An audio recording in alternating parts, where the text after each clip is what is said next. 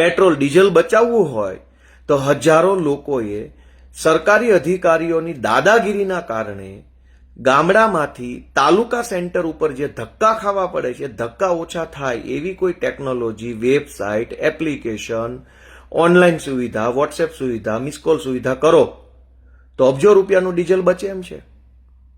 પણ ભાજપવાળા આવા ધંધા નહીં કરે, બસ સ્ટન્ટ નાખે છે. મુખ્યમંત્રીએ પોતાના કાફલામાં વાહન ઘટાડ્યા, ફલાણા અભણ મંત્રી છે એ સાયકલ લઈને સચિવાલય જશે, ફલાણો અંગૂઠા છાપ ઠોઠ નિશાળિયા જેવો મંત્રી છે એ હવે ઇલેક્ટ્રિક કારમાં જશે.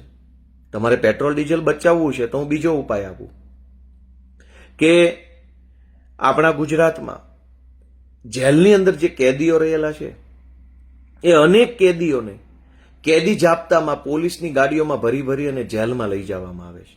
રોજના હજારો પોલીસવાળા, હજારો ગાડીઓ. હવે જામનગરની જેલમાંથી કેદીને ભાવનગર લઈ જવામાં આવે, ભાવનગરની જેલમાંથી રાજકોટ લઈ જવામાં આવે, અથવા રાજકોટની જેલમાંથી રાજકોટ લઈ જવામાં આવે. રોજના હજારો કેદીઓને સરકારી વાહનોમાં બેસાડીને કોર્ટ સુધી, અદાલત સુધી લઈ જવામાં આવે છે. તો 100% ડિજિટાઇઝેશન કરીને 100% હાજરી કોર્ટમાં વિડીયો કોન્ફરન્સ થ્રુ થાય એવું કેમ આયોજન નથી કરતા?